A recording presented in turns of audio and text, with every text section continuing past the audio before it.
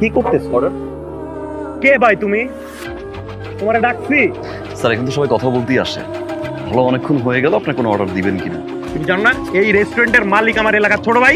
Sir এই রেস্টুরেন্টের মালিক না, বিল্ডিং এর মালিক আপনার ছোট ভাই হতে পারে। এটা আমার দেখার বিষয় না। I am doing my job. Thank you. I am sorry বাবু। It's okay. আমি তো চাই আমার বাবুর কাছে তাড়াতাড়ি আসতে, ঠিক আছে, কিন্তু মাসে শেষ হয়ে গেছে, টাকা নাই, সিএনজিতে আসছি। দিচ্ছি। শালার আমি ইচ্ছা করে ওর পিঠের মধ্যে আমি গরম কফি ব্যাক টু ফাইট করে দিচ্ছি।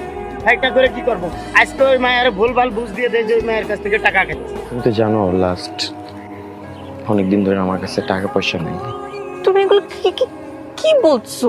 আমি তোমার জীবনে থাকা অবস্থায় যদি তোমার এরকম লাগে তাহলে আমার তোমার জীবনে থেকে লাভ কি বলো? না, আমি কিভাবে তোমার থেকে টাকাগুলো নেব? Hello ma'am, good day. Stop rushing. Excuse me, আমি তো অর্ডার করিনি। সবার মনে হলো আজ একজন ভালো মানুষকে কফি ট্রিট দিব। আপনি তো আমাদের চোখে খুব ভালো একজন মানুষ, এই জন্য আপনার জন্য। ব্ল্যাক কফি খাই না। হয় না, আমরা এক সময় একটা প্রোডাক্ট অর্ডার করতে চাই, কিন্তু আমাদের ভুলের কারণে অন্য একটা প্রোডাক্ট চলে আসে যেটা আমাদের জন্য ক্ষতিকারক। মনে হচ্ছে আপনি কিছু বলতে চাচ্ছেন।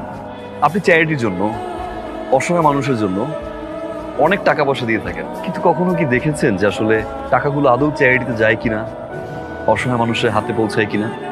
কয়েকটা দিন আপনি একটু আপনার বয়ফ্রেন্ডকে টাকা দেওয়া বন্ধ করে দেখবেন, ম্যাম, আই প্রমিস আপনি একটা নতুন ওয়ার্ল্ড এক্সপিরিয়েন্স করবেন।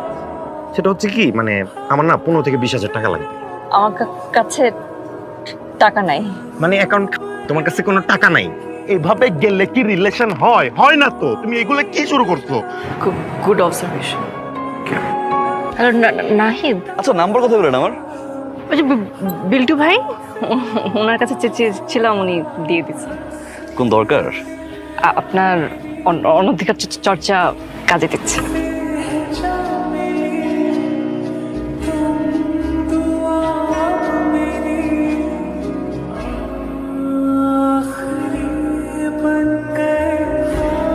চিঠি কেন?